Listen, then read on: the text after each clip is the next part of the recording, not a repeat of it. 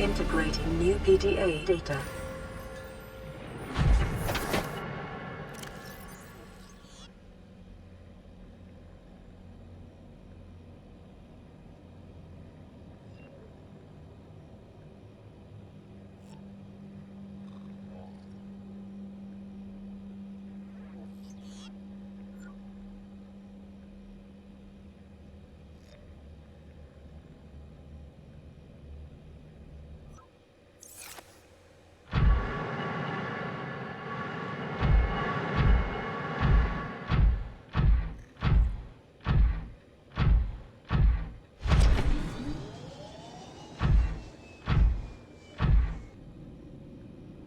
This ecological biome matches 7 of the 9 preconditions for stimulating terror in humans.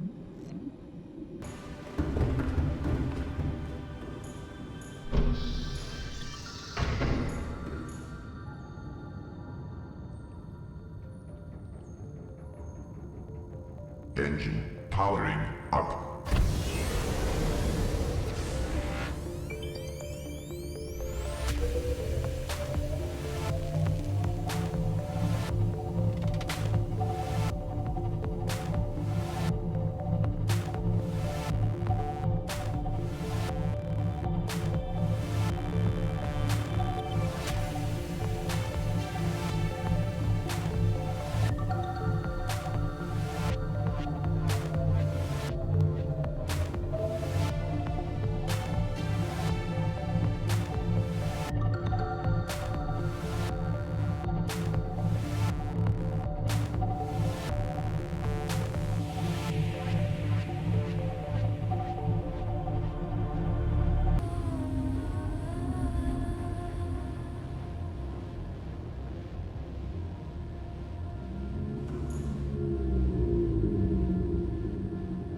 Engine powering down.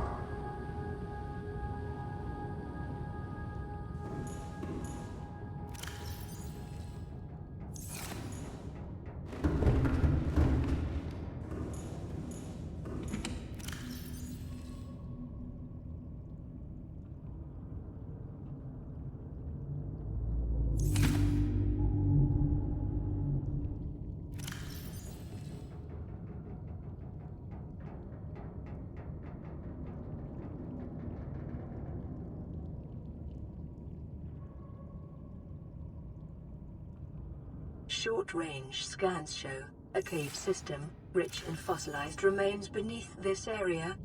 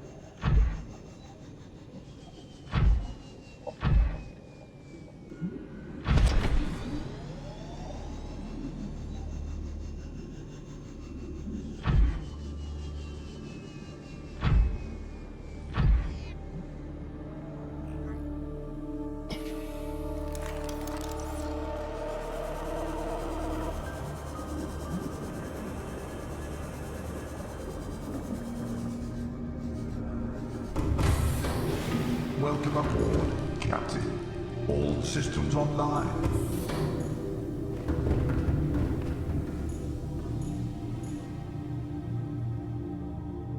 Engine powering up.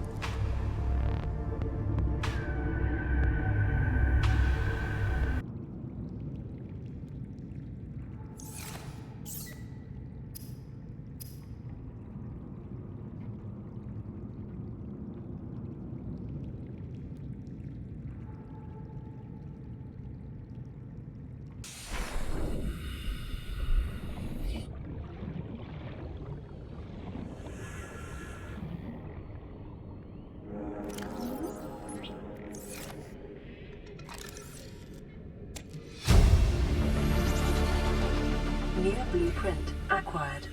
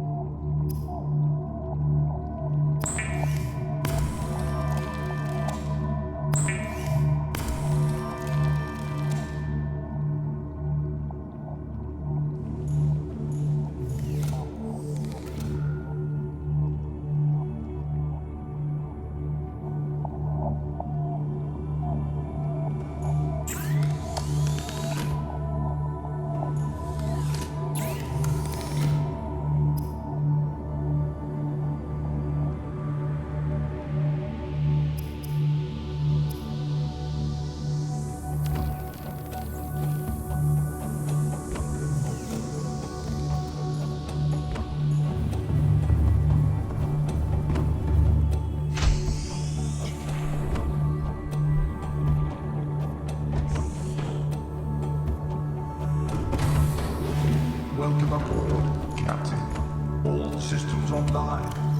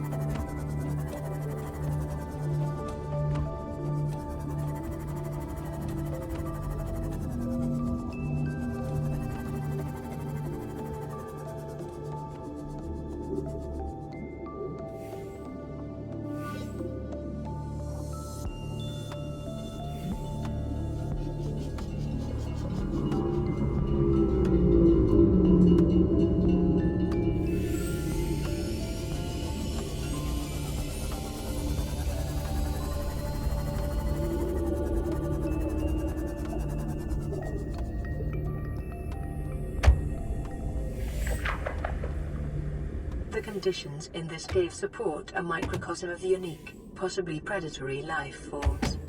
Detecting an artificial structure somewhere in the region.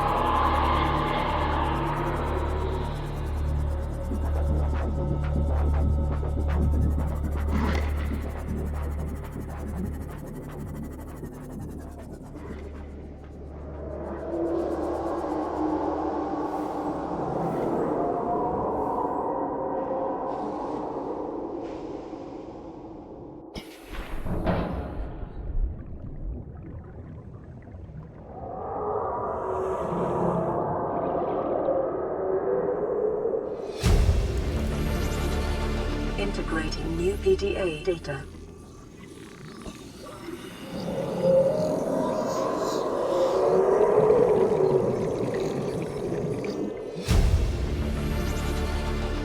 New blueprint acquired.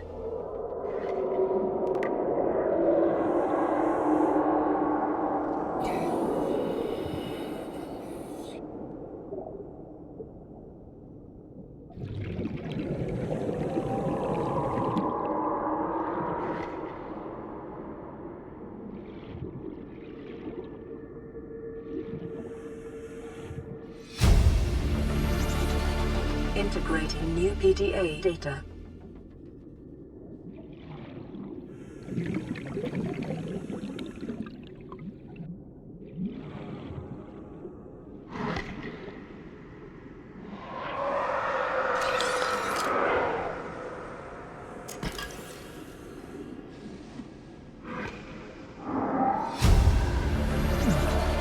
Integrating new PDA data.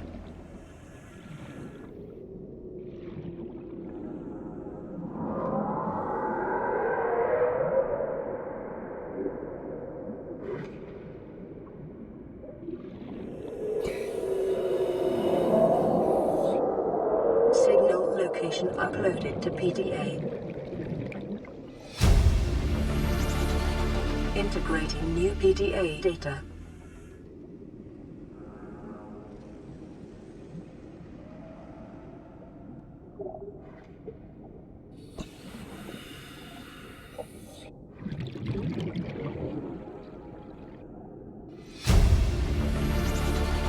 Integrating new PDA data.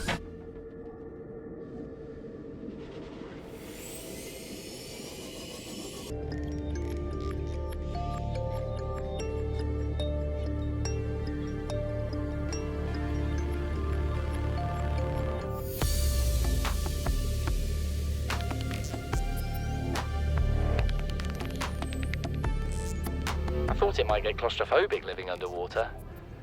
Father feels it is. He'd tell me it was childish, but I stare out the window and sometimes I think how lucky I am to see this world up close. Back on the island, I wouldn't have believed the creatures that live down here. The fish, they glow. There's one that's 90% eyeball. Snakes twice the length of a habitat compartment. Certainly, it's not all friendly. Most of the plant life is toxic. Learned that the hard way. But I've managed to coax some marble melons into growing indoors. And when they don't cover our dietary needs, well, we eat the fish themselves. It's a bit gross, but it's nothing they wouldn't do. I've been attempting to document my findings. Father approves. He says understanding is power, that the more we know about this planet, the more we can use it to our advantage. I'm just doing it because it's fun. It's not easy without proper equipment and network access, but the old-fashioned way, observing, taking notes, testing theories, shows me the world in a way a spectroscopic analysis never could. Lately, I've been watching the crab snakes. They ambush their prey as it tries to feed on the mushrooms they hide in. What they don't eat settles on the seabed, which fertilizes the mushrooms, which feeds the herbivores, and so the chain continues. Co-evolution gives me the fuzzies. Something incredible just happened. Since we're down here, I had this plan to build equipment and study the life forms we were encountering, but I didn't have enough enameled glass. So, I started looking for a natural substrate that would strengthen the glass we have, and those stalker teeth we've been finding fit the bill. Only, well, we needed more. That's when Marguerite got interested. She actually listened to me, more than I can say for Father, and I worked up the courage to talk about my more tentative theories. When I told her they were attracted to metal deposits, that their teeth get dislodged when they pick them up, her eyes narrowed and she dashed out of the room. 3 hours later, she came back, her pack loaded down with stalker teeth. I asked her about it. She shrugged and said my theories were good. Said she had the meeting out of the palm of her hand. I think she meant it literally. She is incredible. She went out to the kelp forest armed with just a heat blade and went fin to fin with a pack of stalkers. On the one hand, that is the coolest thing I have ever heard. On the other, I hope the stalkers didn't come off worse than Marguerite did. She had a huge gash on her forearm. I don't think things went as smoothly as she made out. And what's the point in surviving here if we have to kill everything that makes it so wonderful? I wish I knew more about these animals, but Father won't let me leave the habitat. Maybe with all this glass, we could build a containment unit and get up close to them.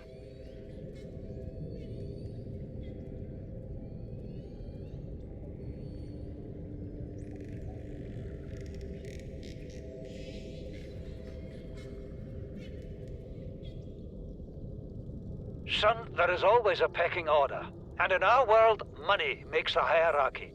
I pay Maida a fraction of what I pay you, and you a fraction of what I pay me. If money makes the hierarchy, why is Marguerite making the decisions? We need her.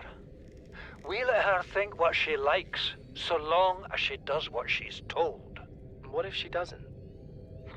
For enough money, she will. People always do. We're already 200 meters below sea level. You want to go deeper? Look around us, Chief. Water leaking through the hull, water outside the hatch. We're drowning real slow. If rescue arrives, whatever shot us down, it's gonna do it again and again until it's shut off. You see an off switch around here, Chief? Why would it any more likely be half a kilometer down? Your kid found something on the scanner. There's something down there. Something that shouldn't be. You're mad. I'm going all the same, and I have an idea you two are gonna follow. But if you do, be mindful. Your authority stopped at sea level.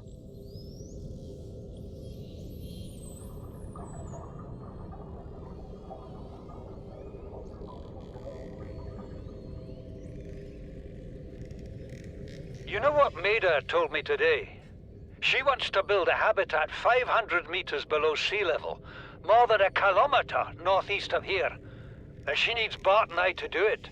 She's got it into her head that she can save us if she just acts recklessly enough. But I've hauled Star Wars to Neptune, Plasteel to the Federation. This family operates 9 different mining colonies across the Ariadne Arm. Maida thinks she's better suited to lead. Her contract still says otherwise. But I just cannot damn well tell whether it's the stupidest idea I ever heard, or my only hope. I turned 80 years old last week, I thought I had another 80 in me, but marooned on this planet, there's no swapping out of my liver when the old one fails. Here, I'm mortal. And Maida is useful. So, it's my responsibility to make a decision. Return to the island and hope whatever knocked the Degasi out of the sky won't do the same to the rescue ship. Or take us deeper in search of answers. And all the while be hoping old age gets me before the sea monsters do. I'll give Maida just one thing. She was right about these caves. There's enough lithium there to fabricate 100 tons of plasteel. Enough for a damn fleet of Cyclops submarines. There was nothing anyone could have done to avoid crashing here. But I was right to order the detour. If we get off this planet, they'll be talking about the Torgal share price on the other side of the Federation.